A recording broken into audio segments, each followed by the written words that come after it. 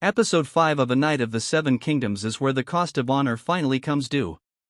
Episode 4 was about choosing sides. Episode 5 is about paying for those choices.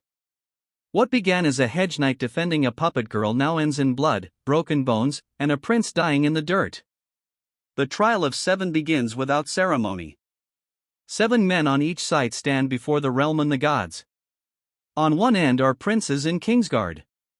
On the other stands Dunk, a hedge knight from Fleabottom, backed by men who chose conscience over safety. Arryn strikes first. His lance catches Dunk cleanly and sends him to the ground. It is a brutal reminder of the gap between them. Arryn was raised in castles and trained for war.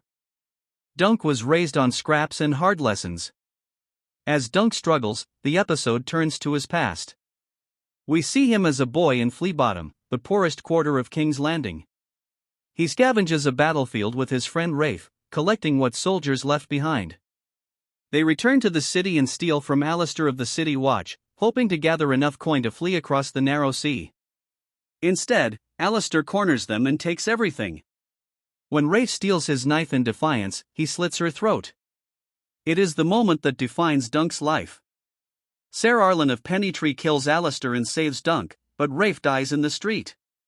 Dunk leaves King's Landing with Arlen, carrying the memory of what happens when power goes unchecked. Back in the present, the trial collapses into chaos. Horses fall. Men scream. The structure of the fight disappears. Dunk and Arryn eventually meet on foot, trading blows until both collapse from exhaustion. Dunk does not move. Arryn declares him dead. For a moment, it seems that a prince's word is enough to end the story. But Egg forces his way forward and begs Dunk to rise. The crowd begins to chant. And Dunk stands. They fight again. This time there is no pageantry left, only will. Arryn finally yields and withdraws his accusation. The victory comes at a cost. Ser Humphrey Beesbury and Ser Harding are dead.